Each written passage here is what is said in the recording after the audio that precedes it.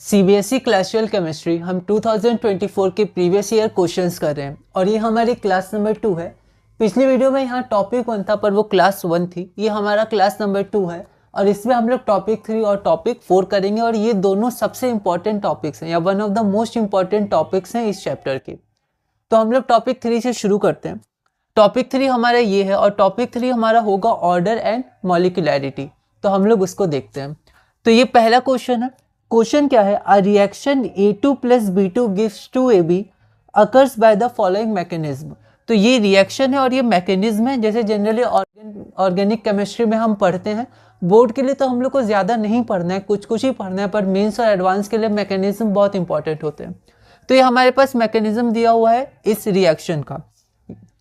यहाँ पर ये स्लो स्टेप है, ये फास्ट स्टेप है और ये फास्ट स्टेप है और हमें ऑर्डर बताना है। ठीक है, आपके पास ऑप्शन क्या है? ऑप्शन है 1, 2, 0 या 1/2। हम लोग यहाँ देखते हैं। अगर हमें मैकेनिज्म नहीं दिया रहता और फिर ऑर्डर पूछता तो हम ऑर्डर नहीं बता सकते हैं क्योंकि ऑर्डर एक्सपेरिमेंटली डिटरमाइन होता है। ठीक है, लेकिन अगर आपको मैकेनिज्म दिया हुआ है तो उसमें जो स्लोएस्ट स्टेप होगा, यहाँ हम देख सकते हैं स्लो है पर इनके कंपेरिजन में या तीनों स्टेप में ये स्लोएस्ट स्टेप है। तो अगर हम लोग स्लोएस्ट स्टेप पता कर ले तो उसमें जो रिएक्टेंट होगा तो उससे हम लोग डायरेक्ट ऑर्डर निकाल सकते हैं। जैसे अगर हम लोग इसके लिए रेट लॉ इक्वेशन लिखेंगे तो हम लोग इस स्टेप के लिए लिखेंगे R is equal to rate constant और A2।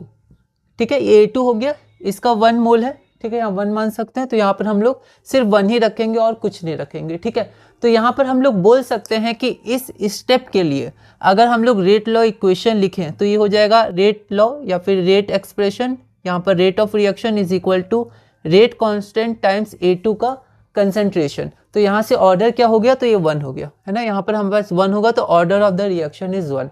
तो जब मैकेनिज्म दिया रहता है तो उसके स्लोएस्ट स्टेप से जब हम लोग ऐसे निकालते हैं ऑर्डर तो एक्सपेरिमेंटली भी ऑर्डर यही आता है। लेकिन अगर मैकेनिज्म हमें नहीं पता है तो हमारा आंसर होगा it can't be determined theoretically या we can't determined, we have to experiment. ठीक है, तो एक्सपेरिमेंटली डिटरमाइन होता है। ऐसा भी एक क्वेश्चन है, हम लोग उसको देखेंगे। तो यहाँ पर हमारा आंसर हो गया the order of the reaction is 1। अब हम लोग अगला क्वेश्चन देखते हैं। अगला क्वेश्चन क्या है कि हमारे पास 0 ऑर्डर रिएक्शन है और पूछा गया है कि 0 ऑर्डर रिएक्शन किसके इंडिपेंडेंट होता है। तो यहाँ पर मैं ये क्वेश्चन पढ़ देता हूँ।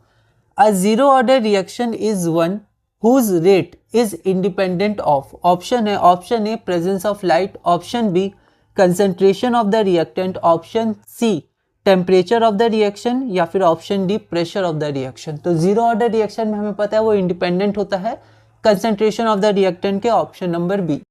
हम लोग अगला क्वेश्चन देखते हैं और ऐसा क्वेश्चन और भी आएंगे, पहले भी आए हुए थे और लैंग्वेज चेंज करके 2024 में और भी आए हुए हैं। ये एक इंपॉर्टेंट टाइप ऑफ क्वेश्चन होता है। क्वेश्चन क्या है? तो for the elementary reaction P2Q, तो P रिएक्टेंट हो गया, Q हमारे पास प्रोडक्ट हो गया। The rate of disappearance of P increases by a factor of 8। तो जो rate of disappearance of P है या फिर हम लोग रेट ऑफ रिएक्शन उसको बोल सकते हैं, तो रेट ऑफ रिएक्शन 8 के फैक्टर से इंक्रीज कर जाता है, मतलब रेट ऑफ रिएक्शन 8R हो जाता है अगर R माने रेट ऑफ रिएक्शन को। The rate of disappearance of P increases by a factor of 8 upon doubling the concentration of P। तो P को जब हम लोग डबल करते हैं तो रेट 8 टाइम्स हो जाता है। The order of the reaction with respect to P is, तो ऑर्डर हमें निकालना है। और ऐसे कई क्वेश्चंस हमने PYQs में किए हुए हैं, ये पहले भी आ चुके हैं। बस आप लैंग्वेज थोड़ी मॉडिफाई करके लिख सकते हैं, आपका रिप्रेजेंटेशन अलग हो सकता है पर कॉन्सेप्ट बिल्कुल वही होगा। एक बार रेट लो इक्वेशन हम लोग नॉर्मल लिखेंगे, उसके बाद जब हम लोग इसको 2 टाइम्स कर देंगे तो रेट 8 टाइम्स हो जाएगा। उसका रेट लो इक्वेशन लिखेंगे, फिर डिवाइड कर देंगे, या फिर अगर आपको डिवाइड नहीं करना है, आपको डायरेक्ट पुट करना है पहले इक्वेशन में, आप वैसे ही कर सकते हैं। मतलब आप डिफरेंट वे से आगे बढ़ सकते हैं। इस कॉन्सेप्ट में इंपॉर्टेंट टाइप ऑफ क्वेश्चन होता है। तो एक बार हम लोग ये क्वेश्चन देख लेते हैं ब्रीफ में, उसके बाद हम लोग PDF में चलेंगे। तो हम लोग यहाँ पर देखते हैं। तो यहाँ पर अगर हम लोग रेट लो इक्वेशन लिखें तो मान लेते हैं R is equal to K concentration of P to the power X मान लेते हैं। आप स्मॉल p मान सकते हैं, स्मॉल q, स्मॉल a, आप कुछ भी मान सकते हैं। मैंने X मान लिया, अगर X is the order of the reaction. ठीक है, इसको मैं मान लेता हूँ इक्वेशन नंबर 1। ठीक है, अब जब हमारा कंसेंट्रेशन ऑफ P, जब हमारा कंसेंट्रेशन ऑफ P क्या हो जाएगा?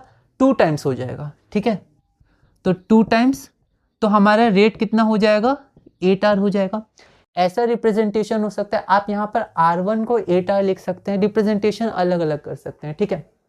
तो अब अगर हम लोग रेट लॉ इक्वेशन लिखेंगे तो यहाँ पर rate of the reaction 8R हो गया इज इक्वल टू, हमारे पास रेट कांस्टेंट तो वही रहेगा K और 2P का पावर X, अब ये हो जाएगा। तो यहाँ पर ये इक्वेशन नंबर मैंने 2 मान लिया। अब मैं क्या करता हूँ 1 डिवाइडेड बाई 2 कर देता हूँ, ठीक है। तो R डिवाइडेड बाई 8R तो 1/8 हो जाएगा, है ना। यहाँ हम लोग डायरेक्ट देख रहे हैं। फिर K और K कैंसिल हो जाएगा, फिर P divided by 2P, exponent यहाँ पर जो हमारी पावर है वो सेम है, तो P/2P तो 1/2 टू द पावर X। अब 1/8 को लिख सकते हैं 1/2 का पावर 3 इज इक्वल टू 1/2 का power X। This implies that X equal to 3, ठीक है। तो मैंने ऐसे प्रोसीड किया। आप इक्वेशंस या मेथड थोड़ा अलग हो सकता है सिंप्लीफिकेशन का, पर आपका आंसर X इक्वल टू 3 आ जाएगा। तो हमारा ऑर्डर क्या हो जाएगा, तो यहाँ पर हमारा ऑर्डर हो जाएगा ऑप्शन नंबर A 3। तो अब हम लोग PDF में इनकी लैंग्वेज देखते हैं, आंसर की लैंग्वेज देखते हैं और फिर हम लोग बोर्ड में कंटिन्यू करेंगे। तो हम लोग टॉपिक 3 ऑर्डर एंड मॉलिक्यूलैरिटी देखते हैं। तो ये रिएक्शन हमने देखा, तो जब रिएक्शन में हमें स्टेप्स दिया हो तब उसमें जो स्लो स्टेप हो उससे हम ऑर्डर निकाल सकते हैं। ऐसे एक रिएक्शन का ऑर्डर एक्सपेरिमेंटली निकाला जाता है, ठीक है। तो यहाँ पर हमें मैकेनिज्म में ये स्लो स्टेप दिया है, तो हम यहाँ देख सकते हैं कि ये कॉन्सेंट्रेशन A2, मतलब रेट डिपेंड करेगा A2 के कंसंट्रेशन में और सिर्फ A2 के। तो यहाँ पर ये फर्स्ट ऑर्डर रिएक्शन हो जाएगा, तो इसका रिएक्शन का ऑर्डर 1 हो जाएगा।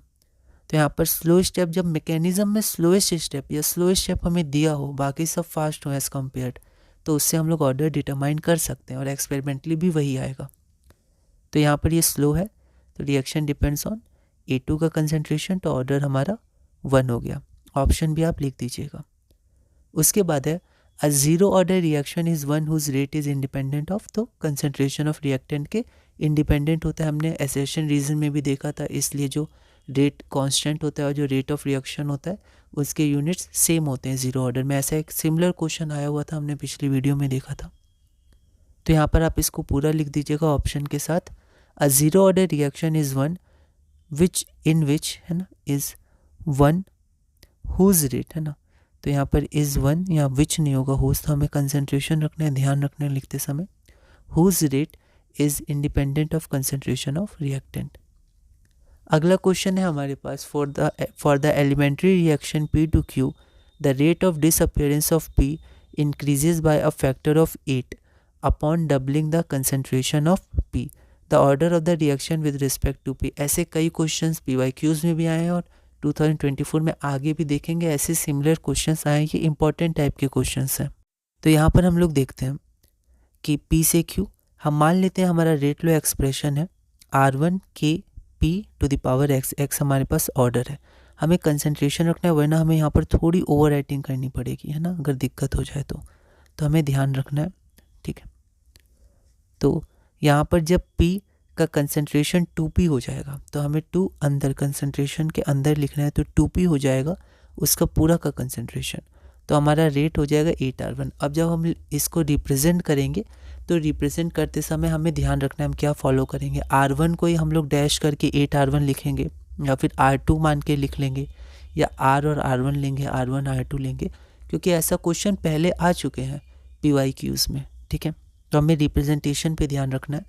तो यहाँ पर हमने मान लिया शुरू में R1 है इज इक्वल टू KPX, तो रेट लो एक्सप्रेशन जब ये डबल हो जाएगा तो 2P का पावर X हो जाएगा, और R2 मान लिया और R2 8R1 है। तो जब हमने 2 डिवाइडेड बाई 1 किया तो यहाँ R2 की जगह 8R1 रख दिया, बस उसको हम सॉल्व करेंगे तो X की वैल्यू 3 आ जाएगी। X है क्या ऑर्डर, तो हमारा ऑर्डर क्या हो जाएगा 3, ऑप्शन नंबर A, ठीक है।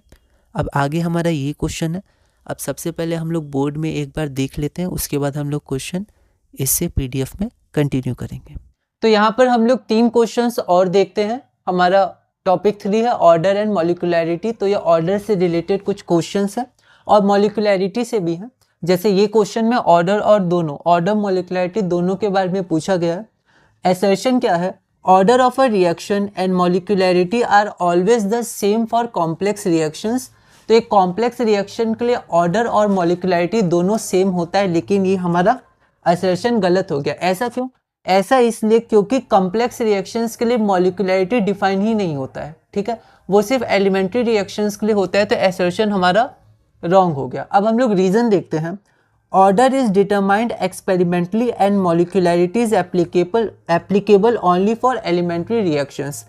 तो रीज़न बिल्कुल सही है, ऑर्डर हमेशा एक्सपेरिमेंटली डिटरमाइन होता है। जैसे हमने देखा कि अगर हमें मैकेनिज्म पता है तो स्लोएस्ट स्टेप से हम लोग ऑर्डर डिटरमाइन कर सकते हैं, लेकिन हमें डायरेक्ट अगर कोई रिएक्शन दिया जैसे ए से बी, पी से क्यू, तो वहाँ पर ऑर्डर हम लोग एक्सपेरिमेंटली डिटरमाइन करते हैं, एक्सपेरिमेंटल डेटा से। वैसे भी क्वेश्चंस आए हुए हैं, हम लोग देखेंगे। रीज़न क्या है?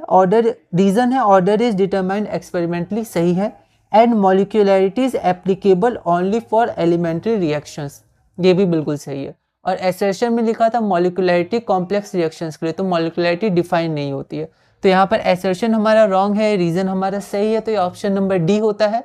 Assertion A is false but reason R is true, ठीक है। तो 4 ऑप्शंस होते हैं, आप एकदम ध्यान से उसको लिखिएगा। अगला क्वेश्चन हमारे पास क्या है?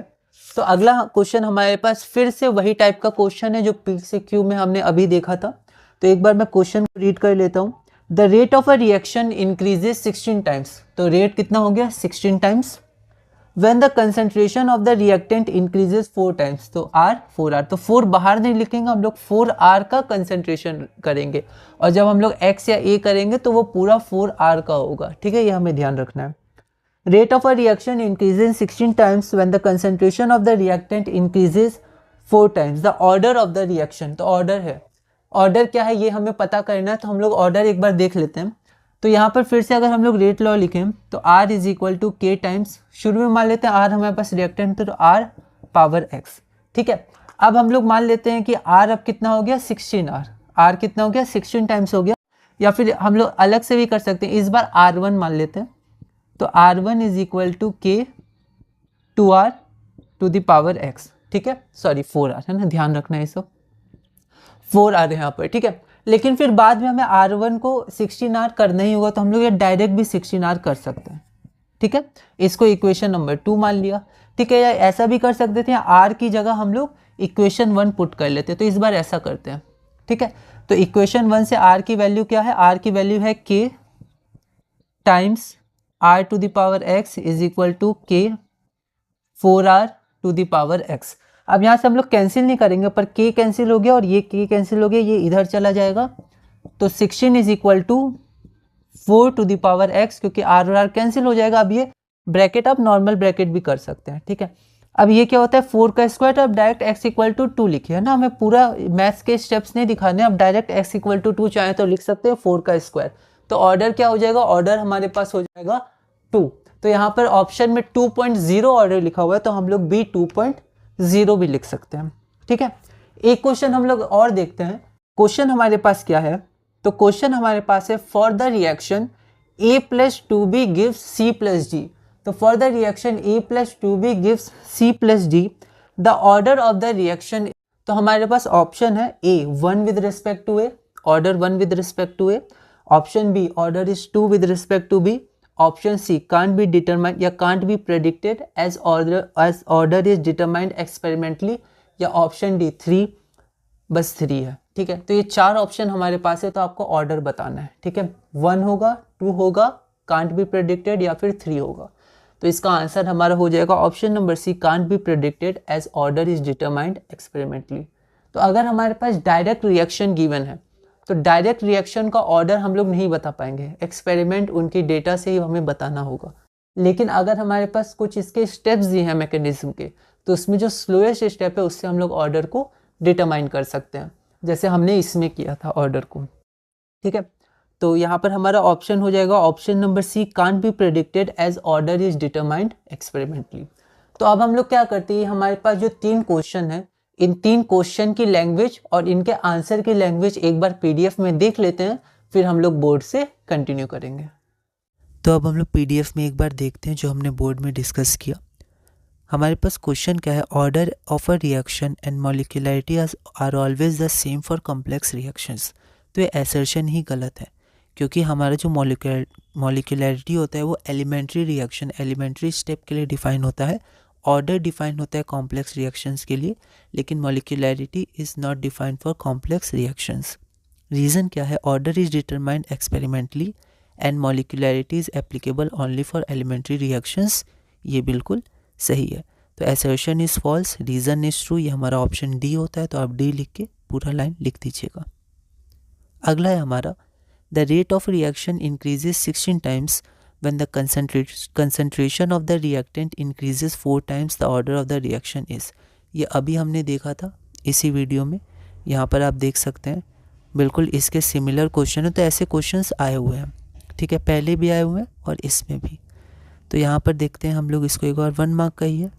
तो लेट द रिएक्शन ये है आर से पी और रेट लो इतना है। मैंने कुछ स्टेप्स भी लिखे, आप 1 मार्क में कुछ इसमें से कम करना चाहते हैं तो आप बिल्कुल मॉडिफाई कर सकते हैं। तो मान लेते हैं रेट लो हमारा इतना है, एक्स हमारे पास ऑर्डर है, ठीक है।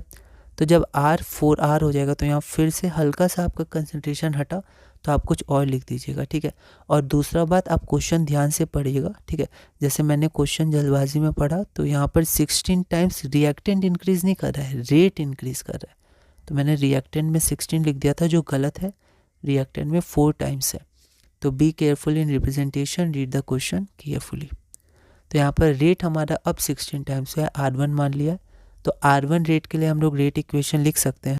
यहाँ पर R1 is equal to K times 4R to the power X, इसको इक्वेशन 2 मान लिया।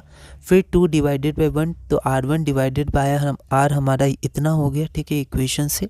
और यहाँ पर R1 की वैल्यू हम 16R ले लेंगे यहाँ से। तो यहाँ पर आपका 16R by R is equal to 4 to the power X, R1 is equal to 16R। तो 16 is equal to 4 to the power X, 16 4 का स्क्वायर। हम लोग इसको सॉल्व कर सकते हैं क्योंकि यहाँ पर हमें मैथ्स के हर स्टेप्स नहीं दिखाने, हम लोग डायरेक्ट भी कुछ कुछ स्किप करके आगे बढ़ सकते हैं। तो x की वैल्यू 2, x हमारा ऑर्डर था, therefore order is equal to 2.0, क्योंकि 2.0 ऑप्शन में था तो ऑप्शन नंबर बी। एक बार आप भी कैलकुलेशन देख लीजिएगा। अब हम लोग आगे बढ़ते हैं। अगला क्वेश्चन हमारे पास क्या है, तो अगला क्वेश्चन है, for the reaction A + 2B gives C + D the order of the reaction is. तो इसके लिए रिएक्शन का ऑर्डर क्या है, तो हमारे पास 4 ऑप्शन है। तो यहाँ पर देखिए, जैसे क्वेश्चन आया था उसमें हमें मैकेनिज़्म दिया हुआ था। तो जब भी हमें मैकेनिज़्म दिया हो और उसमें हम पता है ये स्लो स्टेप है और बाकी के कंपैरिजन में क्योंकि सब फास्ट थे तो हम लोग इसको स्लोएस्ट भी कह सकते हैं। तो जो स्लोएस्ट स्टेप होता है वो रेट डिटरमाइनिंग स्टेप भी कहते हैं। तो वहाँ पर जो हमारे पास होता है वहाँ पर हम डायरेक्ट थ्योरेटिकली भी ऑर्डर निकाल सकते हैं, जो एक्सपेरिमेंटली भी वही आएगा। तो लेकिन जब हमें मैकेनिज़्म का स्लोएस्ट स्टेप पता हो तब हम देख लेंगे यहाँ पर रिएक्टेंट कितने हैं, ठीक है। लेकिन जब हमें डायरेक्ट रिएक्शन दिया हो, ये डायरेक्ट रिएक्शन है, फाइनल रिएक्शन, मैकेनिज़्म नहीं दिया है, तो उसमें हम लोग ऑर्डर एक्सपेरिमेंटली ही डिटरमाइन कर पाएंगे। तो यहाँ आपका आंसर हो जाएगा can't be determined predicted as order is determined experimentally. तो आप इसको पूरा लिख दीजिएगा। तो ये रिएक्शन है और थोड़ा लैंग्वेज मॉडिफाई करके option C, the order of the reaction can't be predicted as the order is determined experimentally. अब ये हमारा क्वेश्चन नंबर 24 है। अब इसमें 2 पार्ट है, ठीक है। तो जो ये टाइप 5 का है उसको हम लोग 5 में देखेंगे, जब हम लोग अगली वीडियो में 5 6 7 एक साथ करेंगे। अभी हम टाइप 3 जो हम लोग अभी कर रहे हैं, ऑर्डर एंड मॉलिक्यूलैरिटी, तो ये फर्स्ट पार्ट हम लोग देख लेते हैं। पर पहले हम लोग बोर्ड में थोड़ा सा इसको शॉर्ट में देख लेते हैं, उसके बाद PDF से कंटिन्यू करेंगे। तो अब हम लोग कुछ और क्वेश्चंस देख लेते हैं टॉपिक 3 के। तो यहाँ पर हमारे पास कुछ क्वेश्चंस हैं। क्वेश्चन क्या है, डिफाइन मॉलिक्यूलैरिटी ऑफ द रिएक्शन। अब कुछ हमें डेफिनेशंस भी ध्यान रखनी है, डिफाइन मॉलिक्यूलैरिटी ऑफ अ रिएक्शन। तो मॉलिक्यूलैरिटी क्या होता है, ये क्वेश्चंस हमने पहले भी किए हैं, PYQs में रिपीटेड क्वेश्चंस है और ये सब बहुत ही टिपिकल क्वेश्चंस है जो हमें ध्यान रखने हैं, ठीक है।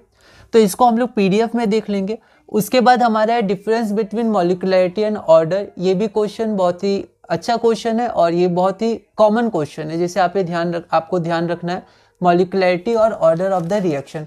तो यहाँ पर 2 डिफरेंस पूछा गया है। तो जैसे मार्किंग स्कीम में 3 डिफरेंस दिए थे, तो मैंने वही आंसर PDF में भी लिख दिया है, आप उसमें से कोई भी 2 लिख सकते हैं। उसके बाद देखिए हमारे पास वही क्वेश्चन है कि जब X के कंसेंट्रेशन को 3 टाइम्स कर देते हैं तो रेट 27 टाइम्स हो जाता है, तो ऑर्डर क्या है। तो इसको भी हम लोग डायरेक्ट PDF में देख लेंगे। बिल्कुल सिमिलर क्वेश्चन है जैसे हमने इसी वीडियो में 2 क्वेश्चन किए। उसके बाद हमारे पास क्वेश्चन क्या है, तो उसके बाद हमारे पास एक डिफाइन का क्वेश्चन है, define order of a reaction. 2 question थे पर उसमें टॉपिक 3 का क्वेश्चन पूछा गया था, ऑर्डर ऑफ द रिएक्शन। तो हम लोग इसे भी PDF में देख लेंगे। और उसके बाद हमारे पास एक क्वेश्चन था 2 मार्क्स का, जिसमें 2 डिफाइन हमें करने। एक हमें मॉलिक्यूलैरिटी का डेफिनेशन करना है जो यहाँ भी पूछा गया था, क्योंकि ये टोटल 15 सेट्स के हैं। तो टोटल क्वेश्चन में एक क्वेश्चन ये भी पूछा गया था, मॉलिक्यूलरिटी ऑफ द रिएक्शन क्या होता है और कॉम्प्लेक्स रिएक्शंस क्या होते हैं। तो ये सब बहुत ही बेसिक डेफिनेशन है, बेसिक टर्म्स हैं जो हमें ध्यान रखना है। आप एनसीईआरटी की थ्योरी से भी देख सकते हैं, पीवाईक्यूज में भी ऐसे क्वेश्चन पूछे गए और 2024 के पीडीएफ में हम लोग अभी देखेंगे। तो अब हम लोग फिर से पीडीएफ में जाके लैंग्वेजेस देख लेते हैं और उसके बाद एक क्वेश्चन और बचता है, उसको हम लोग देखेंगे और फिर हम लोग आगे बढ़ेंगे। तो अब हम लोग देखते हैं इसको। यहाँ पर क्वेश्चन हमारे पास है define molecularity of the reaction. ये वैसे 2 मार्क्स का क्वेश्चन है, इसका यही पार्ट हमारे टॉपिक से रिलेटेड है, बाकी पार्ट टाइप 5 का है जब हम लोग सीडो फर्स्ट ऑर्डर रिएक्शन और हाफ लाइफ का देखेंगे। तो यहाँ पर हम लोग इसी को देखते हैं, डिफाइन मॉलिक्यूलरिटी। तो the number of reacting species taking part in an elementary reaction, association reason में भी देखा था, तो उसमें कॉम्प्लेक्स रिएक्शन के लिए हमें ध्यान रखना है, डिफाइन नहीं होता है। तो the number of reacting species taking part in an elementary reaction which must collide simultaneously in order to bring about a chemical reaction is called molecularity of a reaction। ठीक है, ये सब रिपीटेड क्वेश्चन हैं, बहुत ही general question है, typical question है। ठीक है, आगे बढ़ते हैं। Right 2 differences between order of reaction and molecularity of the reaction, 2 लिखना है। तो डायरेक्ट मार्किंग स्कीम में जो ऑफिशियल वेबसाइट में जो आंसर है मैंने वही लिख दिया है, मैंने ये बस लाइन लिख दिया, the differences between order and molecularity are. तो यहाँ पर 3 डिफरेंसेस दिए हुए थे, मैंने भी 3 लिखे, पर इसमें से आप एनी 2 कोई भी 2 आप लिख सकते हैं। ठीक है, जैसे मार्किंग स्कीम में दिया हुआ था। तो यहाँ पर कोई भी 2 आप लिख दीजिएगा। पहला, ऑर्डर कैन बी 0 और फ्रैक्शनल, पर मॉलिक्यूलरिटी कैन नॉट बी 0 और fractional. Order is determined experimentally, तो डायरेक्ट 2 दे के लिख दिया, determined experimentally. And molecularity is not determined experimentally, क्योंकि ये थियोरेटिकल कंसेप्ट होता है, ये थ्योरी में ही होता है। Order of reaction is applicable for complex reactions, तो कॉम्प्लेक्स रिएक्शंस के लिए डिफाइन होता है ऑर्डर ऑफ रिएक्शन, लेकिन molecularity is not applicable for complex reactions. तो कोई भी 2 आप लिख सकते हैं, क्योंकि क्वेश्चन ध्यान रखना है, सिर्फ 2 बोला गया है। अगला क्वेश्चन हम लोग देखते हैं। तो यहाँ पर आप देख सकते हैं फिर से वही टाइप का क्वेश्चन है। In a reaction, if the concentration of reactant X is tripled, the rate of reaction becomes 27 times। तो एक का कंसंट्रेशन किसी फैक्टर से इंक्रीज किया तो रेट इतना टाइम्स इंक्रीज हो गया। बिल्कुल सिमिलर क्वेश्चन है। तो what is the order of the reaction, ये भी 2 मार्क्स का था, मतलब ये 1 मार्क का है, और ये हम लोग टाइप 5 जब हम लोग करेंगे टॉपिक 5 तब हम लोग डिस्कस करेंगे, है ना। टॉपिक 5 हो गया T5। तो फिर से let the rate low expression भी ये, यहाँ पर P को मैंने ऑर्डर ऑफ रिएक्शन माना है, और यहाँ पर मैंने सिंबल थोड़ा सा अलग दिया है, और यहाँ पर मैंने R1 R2 नहीं लिखा है। जो R है उसी R को 27 और 27 टाइम्स हो गया, जब X 3X हो गया। ठीक है, और डायरेक्ट मैंने यहाँ पर पुट कर दिया है, मतलब यहाँ पर तो R की जगह 27R, क्यों, क्योंकि X की जगह 3X पुट कर दिया है। ठीक है, तो यहाँ पर बस इसको फिर क्या किया मैंने, R, अब R की जगह मैंने यहाँ पर पुट किया, डिवाइड नहीं किया पिछले जैसा, तो यहाँ पर पुट किया। ये सब आप अलग अलग मेथड से इसको देख सकते हैं। तो जब इसको मैंने सॉल्व किया तो यहाँ पर P की वैल्यू 3 आ गई, तो ऑर्डर, और P क्या था, ऑर्डर ऑफ द रिएक्शन, तो order of the reaction is 3। तो ऑर्डर पूछा गया, order of the reaction is 3, या P3 तक भी आप लिख सकते हैं, कोई दिक्कत नहीं है। अगला हमारा कुछ डेफिनेशन है। तो डिफाइन द फॉलोइंग टर्म्स, इसको हम लोग 6 में देख लेंगे जब हम एक्टिवेशन एनर्जी और आर्हेनियस इक्वेशन देखेंगे। इस टॉपिक को अभी देख लेते हैं। Order of a reaction, order, molecularity, ये सब इंपॉर्टेंट डेफिनेशंस हमें ध्यान रखनी है। ऑर्डर ऑफ अ रिएक्शन क्या होता है, तो order of a reaction is the sum of powers of concentration of the reactants in the rate law expression. ठीक है, अगला है हमारा define molecularity of a reaction, ये हमने पहले ही देखा था, एक क्वेश्चन आया था ऐसे ही सेम। तो मॉलिक्यूलरिटी होता क्या है, the number of reacting species taking part in an elementary reaction which must collide simultaneously in order to bring about a chemical reaction is the molecularity of the reaction, जो हमने देखा था। ठीक है, तो ये हमारा A हो गया। अब B, अच्छा B भी हमारा टॉपिक 3 से रिलेटेड है इस बार, तो हम लोग B भी एक बार देख लेते हैं। कॉम्प्लेक्स रिएक्शंस, तो B देखते हैं। कॉम्प्लेक्स रिएक्शन होता है क्या, जिसमें एक सीरीज ऑफ स्टेप्स होते हैं। A reaction that occurs through a series of steps is known as complex reaction. Direct marking scheme में दिया हुआ था तो मैंने वही लिख दिया। उसके बाद हमारे पास कुछ क्वेश्चंस और हैं। ये क्वेश्चंस पीवाईक्यूज में हमने देखे थे, बहुत हैं इस तरह के, एनसीईआरटी में भी दिए हुए हैं। सब अच्छे क्वेश्चंस होते हैं, और बहुत ही टिपिकल क्वेश्चन होते हैं, कॉमन क्वेश्चन होते हैं इस चैप्टर के। तो ये क्वेश्चन आया है 2024 में। तो यहाँ पर ये आपको रेट मतलब इक्वेशन दिया हुआ है, रिएक्शन दिया हुआ है, यहाँ पर आपके पास कुछ उसके कंसंट्रेशन और इनिशियल रेट दिए हुए हैं, ठीक है। और पूछा गया आपसे 3 क्वेश्चन।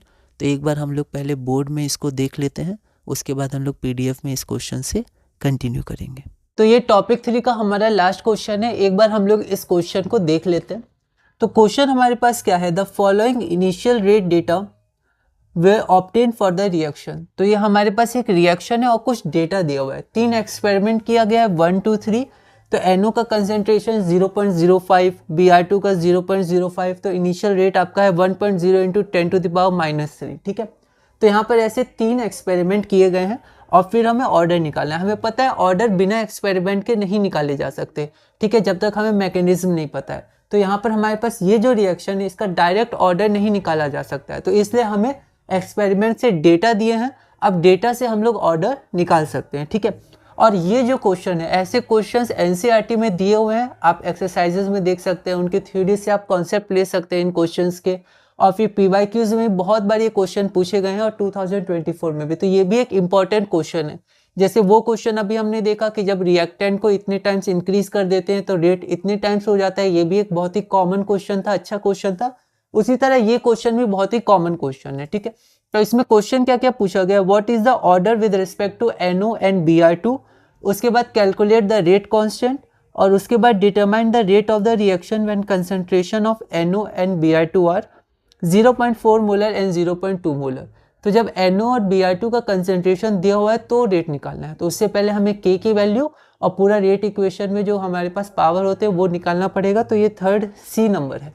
तो हम लोग क्या करेंगे, इस क्वेश्चन को डायरेक्ट PDF में देख लेंगे और उसके बाद हमारा टॉपिक 3 पूरा हो जाएगा। फिर हम लोग टॉपिक 4 से बोर्ड में कंटिन्यू करेंगे। तो अब हम लोग ये क्वेश्चन देखते हैं। तो क्वेश्चन हमारे पास एक रिएक्शन गिवन है और यहाँ पर कुछ डेटा, एक्सपेरिमेंटल डेटा गिवन है। क्वेश्चन हमारे पास क्या है, तो क्वेश्चन है what is the order with respect to Na and Br2, calculate the rate constant और determine the rate of reaction when the concentration of NO and Br2 are 0.4 molar and 0.2 molar, ठीक है। तो हमने इसको अभी board पर देखा। अब हम इसको ठीक उसी प्रोसेस से बस लैंग्वेज के साथ आगे बढ़ते हैं। तो सबसे पहले हम लोग क्या करेंगे, सबसे पहले गिवन लिख देंगे। तो गिवन हमने लिख दिया। अब रेट लॉ एक्सप्रेशन हमने मान लिया क्योंकि यही हमें निकालना है, P की वैल्यू, Q की वैल्यू, K की वैल्यू, ठीक है। अब यहाँ पर एक्सपेरिमेंट 1 से ये डेटा गिवन है तो उसको लिख दिया। उसके बाद इक्वेशन 1 में ये सारा पुट कर दिया। तो फ्रॉम 1, ठीक है। तो रेट NO और Br2 का कंसंट्रेशन, ठीक है, इसको इक्वेशन 2 मान लिया। इक्वेशन पे आप ध्यान रखिएगा। फिर एक्सपेरिमेंट 2 से फिर हमारे पास 3 डेटा आ जाएंगे। क्या क्या डेटा आ जाएंगे, NO का कंसंट्रेशन, Br2 का कंसंट्रेशन और इनिशियल रेट। तो यहाँ पर फिर उन डेटा को लिख दिया, तो 3rd इक्वेशन मान लिया। फिर एक्सपेरिमेंट 3, 3 एक्सपेरिमेंट थे, तो यहाँ पर फिर हमारा इक्वेशन नंबर 4 हो गया। अब सबसे पहले 2 को डिवाइड करेंगे 3 से, तो इसको हमने डिवाइड किया। फिर इसके बाद थोड़ा मैथ्स और सिंप्लीफिकेशन है, आप कैसे वैल्यूज़ फाइंड कर सकते हैं। तो यहाँ पर ये हम लोग लिख दिए। इससे हम क्या फाइंड कर लेंगे, Q की वैल्यू फाइंड कर लेंगे, 1 हो जाएगी। इसके बाद बस सिंप्लीफिकेशन है, आप कैसे सॉल्व कर सकते हैं। 2 डिवाइडेड बाई 4, ध्यान से 4 था तो हमें ध्यान रखना है। तो फिर इससे हम लोग P की वैल्यू फाइंड कर सकते हैं जो कि 2 आ गई, ओके। अब P और Q को पुट कर देंगे 1 में, तो हमारे पास रेट आ जाएगा, ये इक्वेशन आ जाएगी। पर अभी भी रेट कांस्टेंट हमें निकालना है, तो ये आ गया। तो इसके बाद हम लोग क्या कर सकते हैं, हम लोग यहाँ पर ऑर्डर तो बता सकते हैं, ठीक है, क्योंकि हमारे पास ये आ गया, ठीक है। तो order with respect to NO 2 है ना, पावर 2 है, and order with respect to Br2 1। ये पहला पार्ट ए हमारा सॉल्व हो गया। अब हमें रेट कांस्टेंट निकालना है। तो रेट कांस्टेंट निकालने के लिए देखिए यहाँ पर हमारे पास P और Q है। तो P और Q की वैल्यू पता है, एक इक्वेशन बस एक वेरिएबल आप 3 से निकाल सकते हैं, आप 4 से निकाल सकते हैं। P की वैल्यू 2 है, Q की वैल्यू 1 है, और K की वैल्यू आप यहाँ से निकाल सकते हैं, आप 2 से भी निकाल सकते हैं, आप जिससे निकालना चाहें उससे निकाल सकते हैं। तो यहाँ पर मैंने 2 का यूज़ किया है, तो K बराबर हो जाएगा 1.0, यहाँ पर देखिए 2, ये हमारे पास इक्वेशन नंबर 2 है। तो इक्वेशन 2 में K क्या हो जाएगा, 1.0 into 10⁻³ divided by 0.05 into P का 2, और फिर ये नीचे जाएगा तो 0.05 Q का 1, ठीक है। तो हमारे पास ये हो गया। तो इसके बाद हम लोग यहाँ देखते हैं P बराबर 1, Q बराबर नहीं, P बराबर नहीं, P बराबर 2। देखिए यहाँ पर मार्क्स डिडक्ट हो जाते हैं, यहाँ मैंने गलत लिख दिया, P बराबर 2 है। यहाँ पर P की वैल्यू क्या आई है, 2 आई है, ठीक है। बाकी ये सब स्टेप सही है, पर ये गलत है, इसलिए हम मार्क्स मेरे डिडक्ट हो जाते हैं, तो हमें ध्यान रखना है। तो यहाँ पर P की वैल्यू क्या है, P की वैल्यू 2 है, ओके। तो P की वैल्यू 2, Q की वैल्यू 1। इसके बाद बस इसको सॉल्व करेंगे, फिर 8। अब इसके बाद यहाँ पर मार्किंग स्कीम में लिखा होता है यूनिट कैन बी इग्नोर्ड, है ना। ये यूनिट को इग्नोर किया जा सकता है, आप सिर्फ 8 भी आंसर लिखते तो आपको फुल मार्क्स मिलते। तो ये यूनिट फिर भी अगर हम लोग देखें तो यहाँ पर क्या है, ऊपर क्या है, रेट है, तो रेट होता है मोल पर लीटर पर सेकेंड, और नीचे कंसनट्रेशन है मोल पर लीटर का स्क्वायर और मोल पर लीटर इसके लिए। इसको आप सॉल्व करिएगा तो यही आ जाएगा। तो चाहे आप रेट लिख भी सकते हैं, पर ऐसे रेट को इग्नोर कर सकते हैं, यूनिट मतलब यूनिट, रेट के यूनिट, ये मार्किंग स्कीम में लिखा हुआ था, यूनिट्स कैन बी इग्नोर। अब सी क्या है, सी है कि हमें NO और Br2 का कंसंट्रेशन गिवन है, रेट निकालना है। तो रेट क्या होता है, यही होता है KNO2 Br2। NO का कंसंट्रेशन Br2, यहाँ पर फिर मिस्टेक Br2 होगा। तो ये छोटी छोटी मिस्टेक अगर आपकी भी हो तो आप उनको मार्क कर लीजिएगा, जैसा मैं हमेशा कहता हूँ, आप इनको मार्क कर लीजिएगा। तो यहाँ पर NO का कंसंट्रेशन दिया हुआ है, Br2 का कंसंट्रेशन दिया हुआ है, तो रेट के लिए हम लोग रेट इक्वेशन में पुट कर देंगे। NO की वैल्यू 0.4, Br2 का कंसंट्रेशन यहाँ पर 2 था, तो 2 लिखेंगे 0.2, और पावर 2 और 1 ये हमने निकाला है P और Q की वैल्यू। इसको बस हम लोग सॉल्व कर देंगे, K की वैल्यू 8, तो हमारा रेट आ जाएगा 2.56 इंटू 10⁻⁻1, और रेट का जो यूनिट होता है उसको आप लिख दीजिएगा मोल पर लीटर पर सेकंड। अब हमारे पास अगला टॉपिक है, topic number 4, integrated rate equations. इसमें हम लोग पहले बोर्ड पे चलते हैं, बोर्ड पे हम लोग एक बार देख लेते हैं, ब्रीफ में समझ लेते हैं, उसके बाद PDF से कंटिन्यू करेंगे। तो हमने टॉपिक 3 पूरा कर लिया, अब हम लोग टॉपिक 4 कंटिन्यू करते हैं। टॉपिक 4 हमारा है इंटीग्रेटेड रेट लॉ इक्वेशंस। तो टॉपिक 4 में हम लोग पहला क्वेश्चन देखते हैं। तो हमारे पास क्वेश्चन क्या है, क्वेश्चन है for a certain reaction R से प्रोडक्ट्स, मतलब रिएक्टेंट से product, a plot of log concentration of R versus time. तो log concentration of R versus time gives a straight line. तो ग्राफ नहीं दिया है, लिखा गया है, इसका जब हम ग्राफ बनाएंगे तो वो एक स्ट्रेट लाइन आएगा विद अ स्लोप ऑफ -1.25 पर सेकेंड। तो इसका स्लोप कितना होगा, -1.25 पर second. The order of the reaction is, इस रिएक्शन का ऑर्डर क्या होगा ये हमें बताना है, ठीक है। तो जब हम लोग NCERT में देखेंगे तो उसमें जो ग्राफ्स हैं वो बहुत ही इंपॉर्टेंट है, सारे ग्राफ्स आपको ध्यान रखने हैं, ठीक है। और जीरो ऑर्डर, फर्स्ट ऑर्डर, उनके ग्राफ्स बहुत ही इंपॉर्टेंट है, उनके इंटरसेप्ट, उनके स्लोप, ठीक है। तो यहाँ पर हमें स्लोप, तो जब हम देखेंगे तो इसके ग्राफ का स्लोप -k आता है, तो -k की वैल्यू इतनी हो जाएगी, या k की वैल्यू 1.25 पर सेकेंड हो जाएगी। और k का यूनिट से हम पहचान सकते हैं कि हमारा फर्स्ट ऑर्डर रिएक्शन है। तो लैंग्वेज आप देख सकते हैं, एक बार हम लोग PDF में भी एक लैंग्वेज देखें। तो अब हम लोग अगला क्वेश्चन देखते हैं। अगले क्वेश्चन में हमें डायरेक्ट ग्राफ दी हुई है, पर इस बार लॉग R नहीं है, इसमें सिर्फ कंसंट्रेशन ऑफ R है और टाइम के बीच में ग्राफ दिया हुआ है।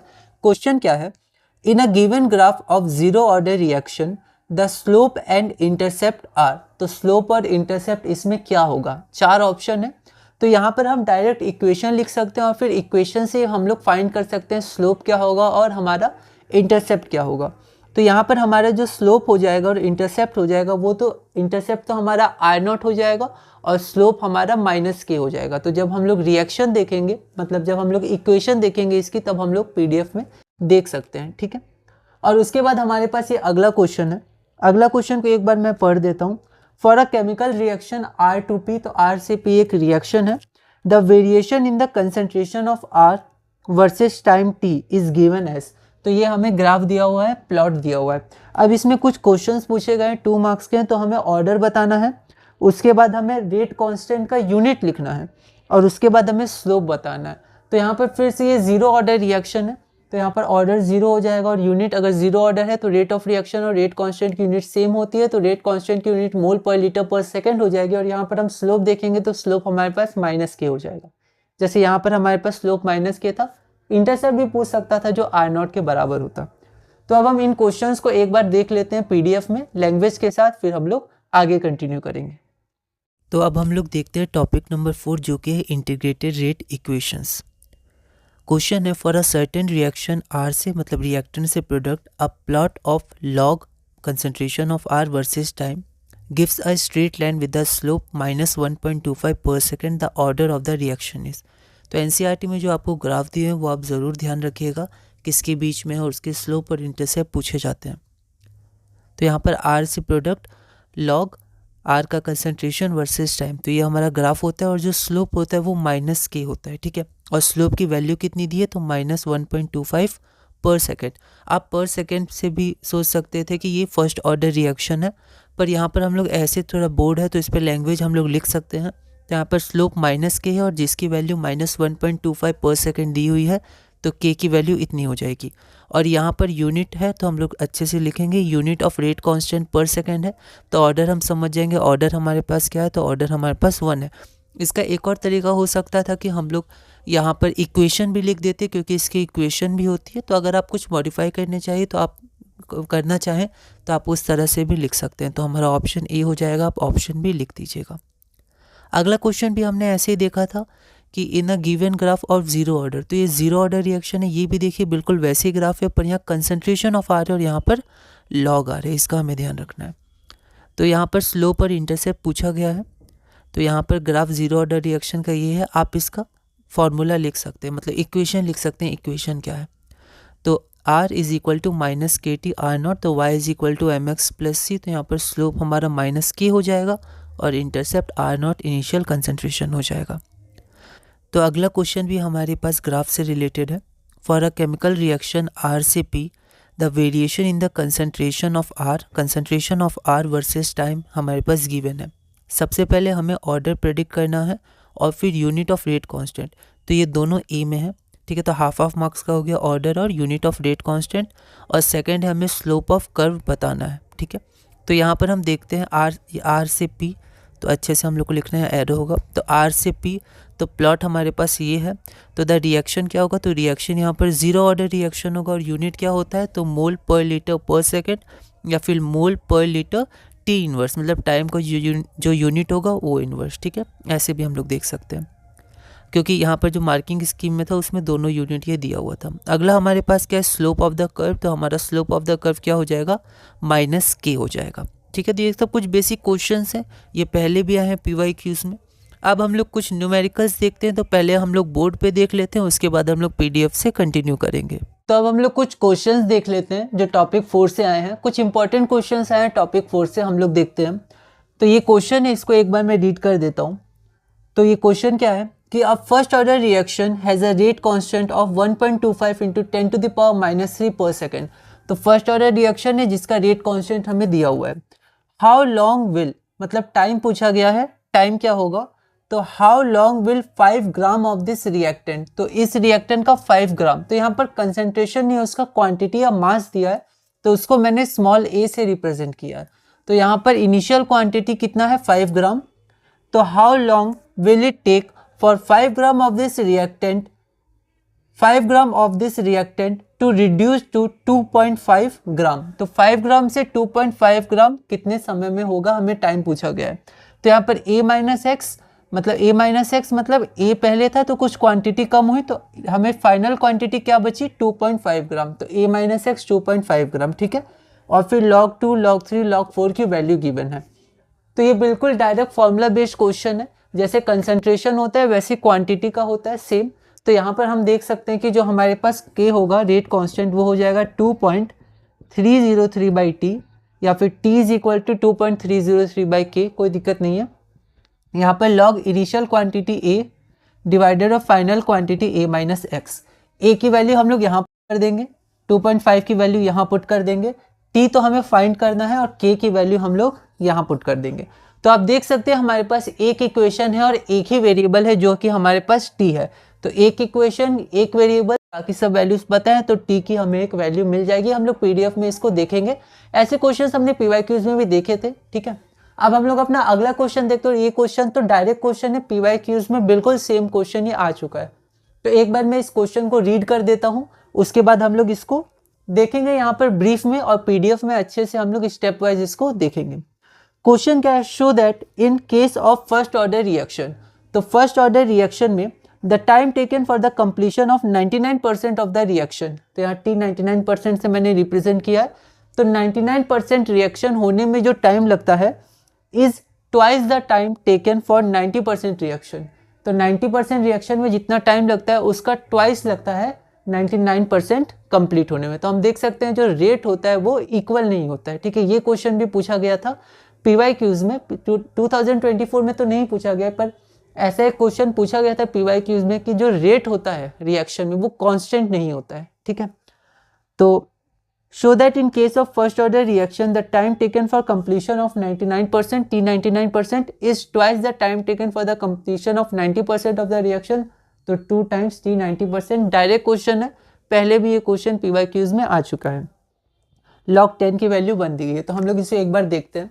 हमें पता है फर्स्ट ऑर्डर रिएक्शन है, तो हम लोग केस 1 में क्या देखते हैं 99% कंप्लीशन के लिए पहले पार्ट में। तो हम लोग यहाँ से लिख सकते हैं K is equal to 2.303 divided by T. तो टी को हम लोग लिख सकते हैं 99%, मान लेते हैं जो टाइम लिया होगा लगा होगा वो 99% है, ठीक है।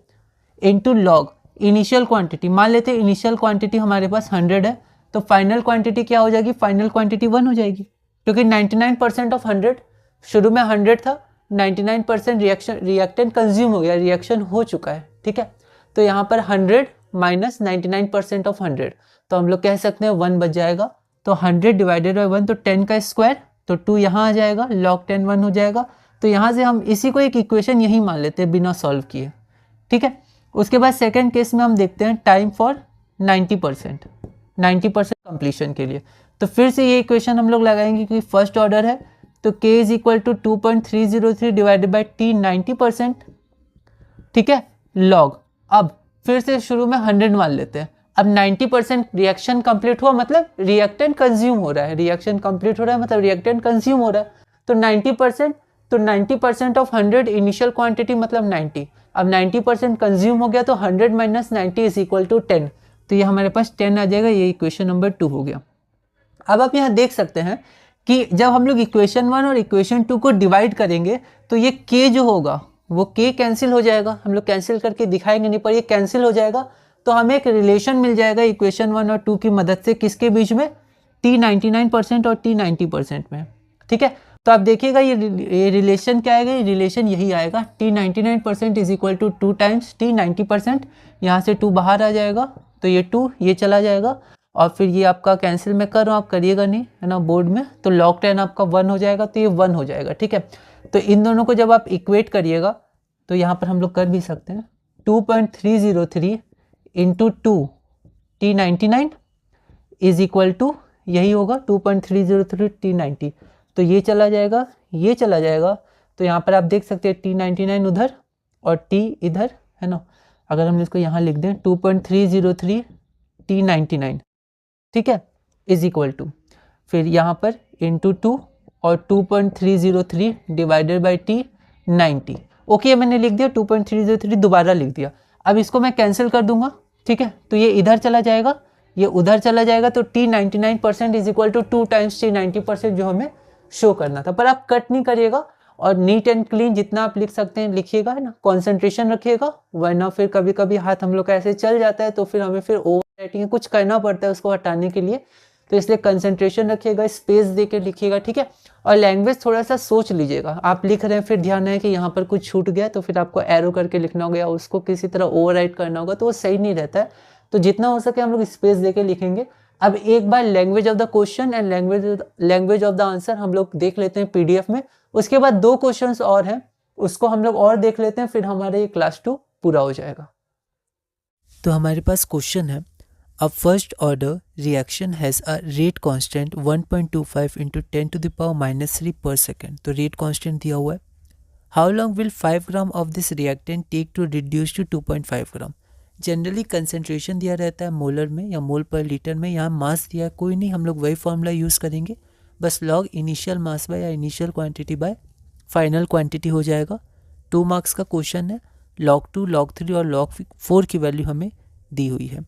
तो यहाँ पर गिवन में अच्छे से लिख दिया, first order reaction, rate constant, initial quantity को A मान लिया, फाइनल क्वांटिटी को A - x, और जो log की वैल्यूज़ गिवन थी वो मैंने लिख दी है। फाइंड क्या करना है हमें, टाइम t। तो यहाँ पर डायरेक्ट फार्मूला में पुट करेंगे, तो लिखेंगे कैसे, we know that for the first order reaction t बराबर इतना या k बराबर इतना, आप वैसे भी लिख सकते हैं। तो यहाँ पर हम लोग थोड़ा स्पेस देंगे, अच्छे से लिखेंगे। ओवर राइटिंग नहीं करेंगे, अच्छे से कॉपी करेंगे। तो टी के की वैल्यू पुट कर दी, ए की वैल्यू पुट कर दी, ए माइनस एक्स की वैल्यू पुट कर दी, तो यहाँ पर 2 आ जाएगा। log 2 की वैल्यू हमें गिवन है, ठीक है, और यहाँ पर हमने गिवन लिख देंगे फ्रॉम गिवन। ये सारी वैल्यूज़ हमने कहाँ से पुट करी, तो गिवन से, ठीक है।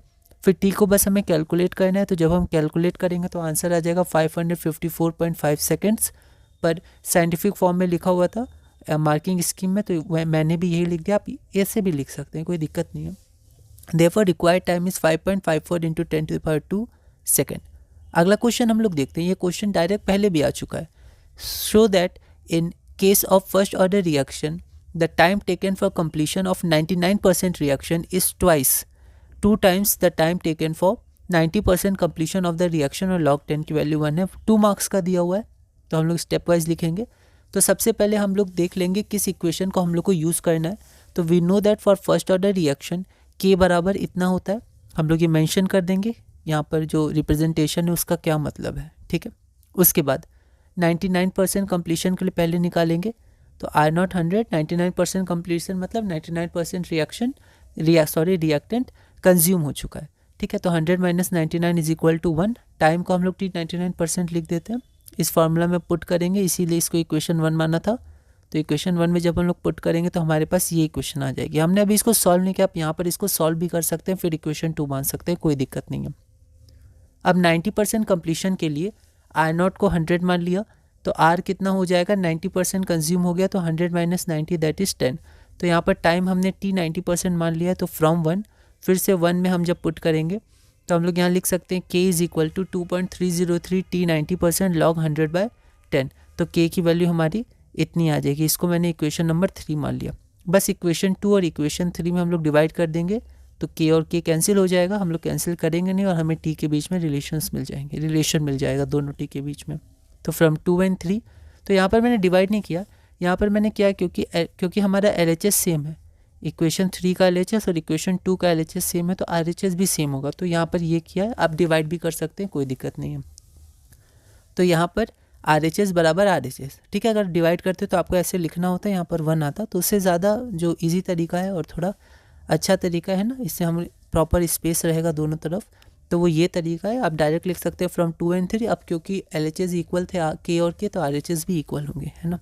तो यहाँ पर जब हम लोग इसको देखेंगे तो यहाँ पर हम लोग कुछ कैंसिल नहीं करेंगे, ठीक है, तो ये सब हट जाएगा, 2 इधर चला जाएगा, तो हमारा जो इसके बाद का स्टेप आप लिख सकते हैं 2/t 99 is equal to 1/t 90, और इसके बाद हमारा रिक्वायर्ड रिजल्ट आ जाएगा। हम शो कर देंगे t 99 is equal to 2 times t 90%।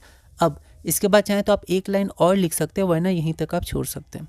मैंने एक लाइन और लिख दी है, hence time required for 99% completion of a reaction of first order is double the time required for 90% completion of the reaction. आप यहाँ भी छोड़ सकते हैं, कोई दिक्कत नहीं है, ठीक है।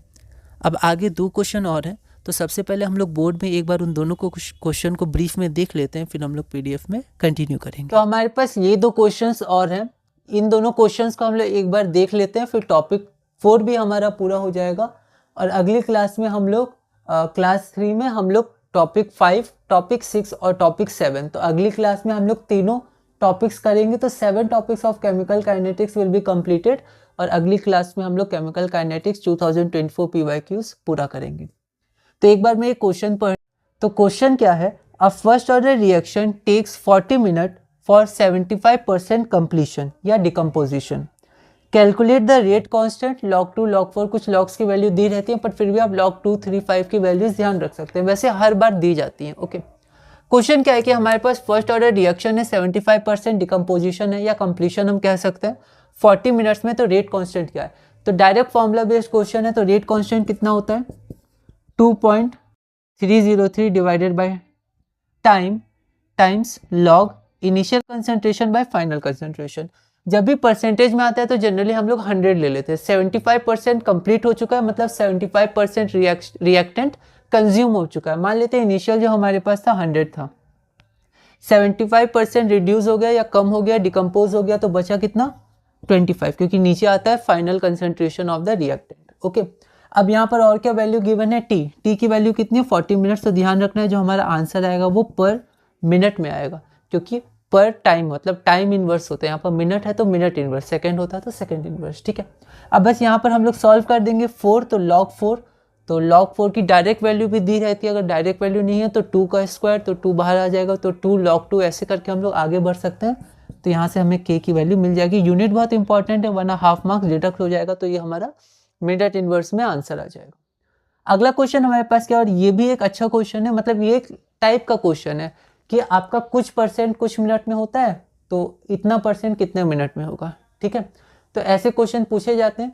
तो ये भी एक बार मैं क्वेश्चन को रीड कर देता हूँ। ये भी फॉर्मूला बेस्ड क्वेश्चन है, बस आपको थोड़ा सा सिंप्लीफिकेशन करना है।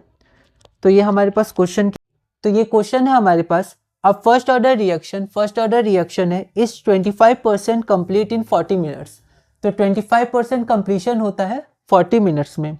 Calculate the value of rate constant, तो हमें रेट कांस्टेंट की वैल्यू निकालनी है, मतलब यहाँ पर के की भी, तो ये छूट गया था तो हमें सब लिखना है।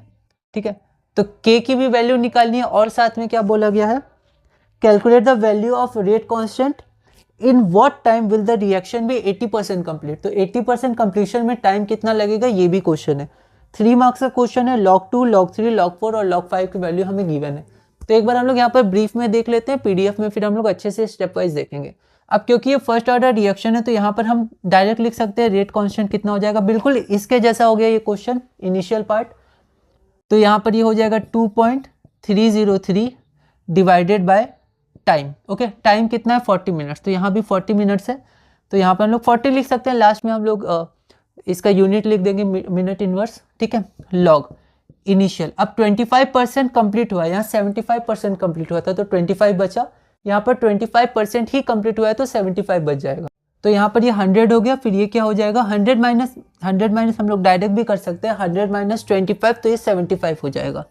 तो यहाँ पर 75 बस हम लोग इसको सॉल्व कर देंगे। अगर सॉल्व करेंगे 25 4 सार 25 3 सार तो 4/3, तो log 4 माइनस log 3। हम लोग को पूरा मैथ्स के स्टेप्स नहीं दिखाना है, फिर भी कुछ कुछ करके हम लोग डायरेक्ट वैल्यूज पुट कर सकते हैं, log 4 माइनस log 3। ठीक है, फिर यहाँ पर ये वैल्यूज हमें पता है। ठीक है, ये पता है, ये पता है, तो रेट कांस्टेंट की वैल्यू हमारे पास आ जाएगी। ओके, अब आगे बढ़ते हैं। अब हम लोग यही इक्वेशन इसके लिए लगा देते हैं। ठीक है, तो यहाँ फिर से जो हमारा रेट कांस्टेंट के हो जाएगा वो कितना हो जाएगा 2.303। टाइम तो हमें फाइंड ही करना है, तो टाइम को टी रख देते हैं, यहाँ पर हमारे पास लॉग हो जाएगा। फिर इनिशियल क्या हो गया 100, फाइनल क्या हो गया 80% कंप्लीट हो चुका है, तो 100 माइनस 80 20, डायरेक्ट हम लोग 20 पुट कर सकते हैं। ठीक है, तो ये log 5, अब log की वैल्यूज गिवन है, log 5 की भी गिवन है। ठीक है, तो अब देखिए हमारे पास ये वैल्यू पता है, हमें 2.303 हमें ये पता है, और टाइम तो हमें निकालना है। अब के की वैल्यू यहाँ से पुट कर देंगे, यहाँ से के निकाला था, इसकी वैल्यू पुट कर देंगे। तो अगर आप अब इस इक्वेशन में देखिएगा तो इस इक्वेशन में हमें के पता है, ये पता है, ये पता है, बस टी नहीं पता है, तो टी को हम लोग फाइंड आउट कर सकते हैं। तो यहाँ पर जो टी पूछा गया था वो हम लोग फाइंड आउट कर सकते हैं।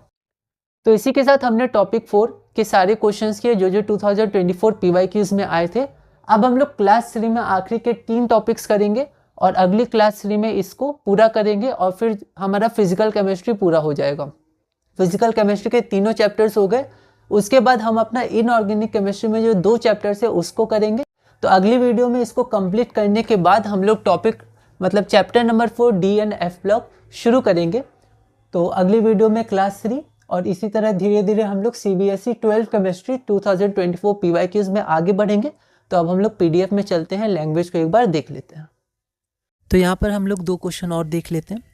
तो क्वेश्चन हमारे पास क्या है, हमने जैसा बोर्ड में ब्रीफ में देखा था, इसमें स्टेप वाइज देखते हैं। First order reaction takes 40 minute for 75% completion या decomposition. Calculate the rate constant log 2 और log 4 की वैल्यू हमें गिवन है। ठीक है, वैसे log 4 2 का स्क्वायर तो 2 log 2 हो जाता है, तो कभी कभी log 4 की अलग से नहीं दी रहती है, हम लोग log 2 से कैलकुलेट कर सकते हैं, पर कई बार log 4 भी दिया रहता है जैसे इसमें दिया हुआ है। तो सबसे पहले गिवन लिख दिया फर्स्ट ऑर्डर रिएक्शन 75 कंप्लीशन इन 40 मिनट्स और log 2 और log 4 की वैल्यू। इसके पास हम 2 फाइंड करेंगे, तो फाइंड क्या करना है रेट कांस्टेंट की। ठीक है, फिर से 75% कंप्लीशन है, मान लेते हैं स्टार्टिंग में 100 था, 75% कंप्लीट हुआ तो 100 माइनस 75 25, तो आर की वैल्यू 25 हो जाएगी। टाइम हमारे पास 40 मिनट है। इन सबको हमने इक्वेशन 1 मान लिया। अब फर्स्ट ऑर्डर रिएक्शन के लिए के बराबर 2.303 या फिर टी बराबर 2.303 के log R0/R। ठीक है, तब यहाँ पर हम लोग सब चीज़ पुट कर देंगे। टी की वैल्यू है हमने पुट कर दिया, और यहाँ पर ये हमने गिवन से पुट कर दिया, और इसको हमने 1 मान लिया था तो हमने 1 से पुट कर दिया। ठीक है, और के एक इक्वेशन एक वेरिएबल, तो हम लोग के की वैल्यू कैलकुलेट कर सकते हैं। log 4 है, log 4 की डायरेक्ट वैल्यू दी है 0.60। अब यहाँ पर आपको स्पेस देना है। जैसे यहाँ पर जैसे मैंने पहले सोचा था नहीं लिखूंगा, मिनट इनवर्स लास्ट में लिखूंगा, फिर मैंने सोचा यहाँ लिख दूंगा तो स्पेस नहीं थी। तो अपने माइंड को वैसे ही पहले बना लेना है कि यूनिट पहले लिखना है थोड़ा कि एकदम लास्ट में लिखना है, ठीक है। तो हमें ध्यान रखना है स्पेस देकर लिखना है। तो यहाँ पर के की वैल्यू आ जाएगी 0.0345 पर मिनट, जो हमारा रिक्वायर्ड आंसर है, ठीक है। तो ये स्टेप वाइज हो गया। उसके बाद हम लोग लास्ट क्वेश्चन अपना करते हैं। क्वेश्चन क्या है, first order reaction is 25% complete in 40 minutes, calculate the value of rate constant. हमें रेट कांस्टेंट की वैल्यू कैलकुलेट करना है, बिल्कुल पिछले क्वेश्चन जैसा है, लेकिन साथ में इसने एडिशन क्या है कि इन what time will the reaction भी 80% कंप्लीट। तो ऐसे क्वेश्चंस आते हैं कि कुछ परसेंट इतने मिनट में होता है, तो इतना परसेंट कितने मिनट में होगा, ठीक है। तो यहाँ पर log 2, log 3, log 4 और log 5 की वैल्यू गिवन है। 3 मार्क्स का क्वेश्चन है, तो इसको भी हम लोग स्टेप वाइज देख लेते हैं। बोर्ड में हमने ब्रीफ में देखा था। तो फर्स्ट ऑर्डर रिएक्शन के लिए ये हमारे पास इक्वेशन हो गई। यहाँ पर क्या क्या है वो हमने यहाँ पर शो कर दिया, ठीक है। उसके बाद सबसे पहले 25% कंप्लीटेड इन 40 मिनट्स। तो यहाँ पर R0 को मान लिया 100, तो R बराबर हो गया 100 माइनस 25, ठीक है। 25% कंप्लीटेड है तो 75 हो जाएगा। टाइम कितना लग रहा है, तो टाइम 40 मिनट्स लग रहा है, ठीक है। अब बी केयरफुल इन राइटिंग, यहाँ पर हमें ध्यान रखना है 40 था, तो गलती से मैंने 20 या कुछ लिख दिया था, तो फिर मुझे ओवर राइटिंग करके 40 लिखना पड़ा। तो हम लोग पहले कंसंट्रेशन के साथ लिखेंगे। हल्का सा कंसंट्रेशन हटा तो हम लोग कुछ और लिख सकते हैं, ठीक है। तो टाइम 40 मिनट्स हो गए। Putting this values in equation 1, equation 1 में हम लोग जब ये वैल्यूज़ पुट करेंगे तो k बराबर 2.303 डिवाइडेड बाई 40 log 100/75, तो यहाँ पर 4/3 आ जाएगा। तो log 4 माइनस log 3 वो मैंने करके डायरेक्ट वैल्यू पुट करके, हम लोग को पूरा मैथ्स के स्टेप्स यहाँ पर नहीं दिखाने, हम लोग सिंप्लीफाई करके भी आगे बढ़ सकते हैं। तो यहाँ पर log 4 और log 3 हमें दिया हुआ था, ठीक है। क्योंकि यहाँ पर मैंने कहीं शुरू में गिवन नहीं लिखा, तो यहाँ पर मैंने डायरेक्ट log 4 और log 3 की वैल्यूज़ लिख दी जो गिवन में थी। तो यहाँ से k की वैल्यू आ जाएगी 0.0069 मिनट इनवर्स, इसको इक्वेशन 2 मान लिया। अब 80% कंप्लीशन में क्या टाइम है, ठीक है। तो let R0 is equal to 100, initial concentration को 100 मान लेते हैं, क्योंकि परसेंट में 80% रिएक्टेंट कंज्यूम हो गया, तो फिर हमारा फाइनल रिएक्टेंट का कंसंट्रेशन कितना हो जाएगा 20। टाइम को t ही मान लेते हैं। फिर इक्वेशन 1 में हम लोग पुट करेंगे जो बेसिक फार्मूला है फर्स्ट ऑर्डर रिएक्शन के लिए, उसमें t बस t एक अननोन है, बाकी सबकी वैल्यूज हमें पता है। k की वैल्यू हमने इक्वेशन 2 से ले ली, ठीक है, और बाकी सब हमने यहाँ पर पुट कर दिया, ठीक है। यहाँ ऊपर था तो मैंने कोई इक्वेशन नहीं ली, नीचे लिख दिया यहाँ पर। फिर यहाँ से t की वैल्यू हमारी कितनी आ जाएगी, तो जब आप कैलकुलेट करेगा log 5 का वैल्यू गिवन है, तो यहाँ मैंने लिख दिया log 5, तो t की वैल्यू 230.3 मिनट आएगी। तो यहाँ पर मिनट में था, मिनट आएगी, सेकेंड है, सेकेंड यूनिट का ध्यान रखना है। अगर गलत यूनिट हो या यूनिट आप नहीं लिखेंगे तो मार्क्स हाफ मार्क्स डिडक्ट हो जाएंगे, ठीक है। तो ये हमारा पूरा हुआ। अब टॉपिक 5 है, तो टॉपिक 5 अब हम लोग अगली क्लास में करेंगे, क्लास नंबर 3 पे, ठीक है। तो इस क्लास नंबर 2 में हमने टॉपिक 3 और टॉपिक 4 से जो क्वेश्चंस है उनको देखा। अगली वीडियो में हमारी लास्ट क्लास होगी क्लास नंबर 3 चैप्टर 3 की, और वो हम लोग कंप्लीट करेंगे और फिर चैप्टर 4 में जाएंगे। तो अगली क्लास में क्लास 3 से कंटिन्यू करेंगे टॉपिक नंबर 5, 6 और 7, और इसी तरह CBSE 12 केमिस्ट्री 2024 PYQs में धीरे धीरे आगे बढ़ेंगे।